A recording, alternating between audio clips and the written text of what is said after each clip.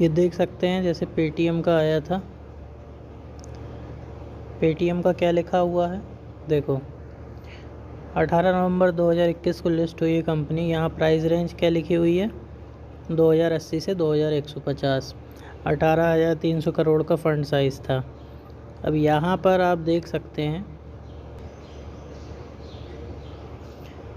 तो यहाँ पर आप देख सकते हैं ये पेटीएम का आईपीओ आया था।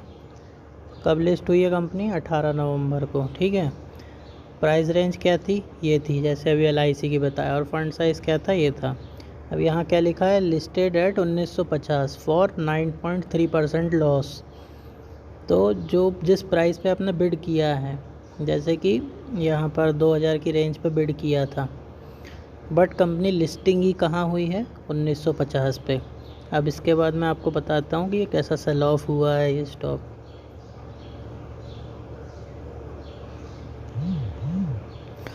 तो ये पेटीएम का आ गया है, यहाँ पर देख सकते हैं। यहाँ पर क्या लॉट साइज़ था, लॉट ऑफ 6 था, 6 का लॉट था। मतलब कि जैसे 2100 रुपये इंटू 6 का गुणा कर देंगे, ये आपका मिनिमम 1 लॉट का प्राइस था। अब यहाँ पर और कैसे देखते हैं, इसका जो ये सब्सक्रिप्शन देखा जाता है, रिटेल इन्वेस्टर जो थे उन्होंने इंडिविजुअल में ने कितना सब्सक्राइब किया, नॉन इंस्टीट्यूशनल इन्वेस्टर ने कितना किया, और क्वालिफाइड इंस्टीट्यूशनल बायर्स ने कितना किया। तो ये जो है कि रिटेल इन्वेस्टर का कोई ज़्यादा फ़र्क नहीं पड़ता है, जब तक अगर क्वालिफाइड जो है इंस्टीट्यूशनल बायर्स जो हैं, यहाँ पर अगर अच्छा एक्स यानी कि जो मल्टीपल उतने टाइम्स जो हुआ है लिस्टिंग, ठीक है। तो आप अभी देखो, आपको मज़ा आ जाएगा, क्योंकि आपको लग रहा है कि आईपीओ कोई बहुत अच्छी चीज़ होती है। देखो अब, तो ये अपन ने देखा लिस्टिंग क्या हुआ, कितने का था ये, 2000 की प्राइस रेंज का था। लिस्ट कितने पे हुआ है, 1900 रुपये कुछ पे, 1950 पे। अभी क्या प्राइस चल रहा है इसका, मैं पेटीएम का आपको दिखाता हूँ। ये है, तो अभी पेटीएम का प्राइस चल रहा है 590 रुपये। अब बताओ मेरे को आईपीओ का जलवा। पेटीएम तो ऐसे आपने भी सुनी होगी, बहुत अच्छी कंपनी है। तो ऐसा नहीं होता, ये मंथली चार्ट दिखाता हूँ इसका। तो ये देखो, कंपनी लिस्ट हुई है इस प्राइस से, ये 1950 पे लिस्ट हुई है, और उसके बाद प्राइस सेल ऑफ होते होते होते होते होते अभी 500 पे आ चुका है। तो ज़रूरी नहीं है, अब यहाँ कंपनी जैसे लिस्ट हो गई मान लो 1950 पे, सपोज़ दैट ऊपर का प्राइस एक्शन अगर बनता, तो यहाँ पर हम इन्वेस्ट करके ऊपर जा सकते थे, और यहाँ से नीचे जा रहा है तो हम सेल कर देंगे पेटीएम को, सेल ऑफ होते हुए पैसा कमा लेंगे। कोई ज़रूरी नहीं मार्केट में सिर्फ ख़रीद के पैसा कमाया जाता है, सेल करके भी पैसा कमाया जाता है। तो यही मैं बताना चाह रहा था। और आईपीओ की अब बरसात हो चुकी है, आईपीओ आते रहते हैं, कोई बड़ी बात नहीं है। तो ये देखो कैसे मार्केट गिरता है पूरा कंपनी। तो कोई ज़रूरी नहीं है कि एलआईसी भी अच्छा ही जाए, इसीलिए तो जब कंपनी लिस्ट हो जाए उसके बाद देख सकते। अगर किसी के पास बहुत एक्स्ट्रा मनी है, कुछ है, तो फिर वो कर सकता है कि हाँ रिस्क ले सकता है, उसके लिए 13,000 20-50,000 कोई मायने नहीं रखता है, तो वो कर सकता है। तो ये पेटीएम का हाल हुआ। अब जैसे कि आपको ये देखो, ये जैसे पॉलिसी बाज़ार का भी आया था। तो पॉलिसी बाज़ार में क्या था कि आप देख सकते हैं,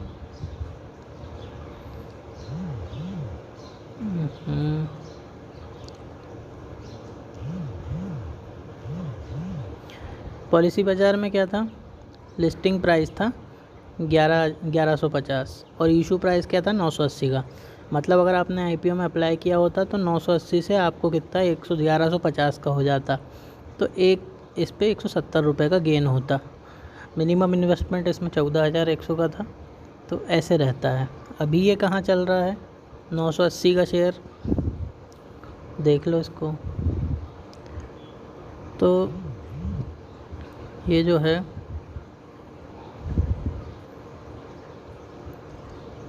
ये आ चुका है 644 600 की रेंज में वो स्टॉक।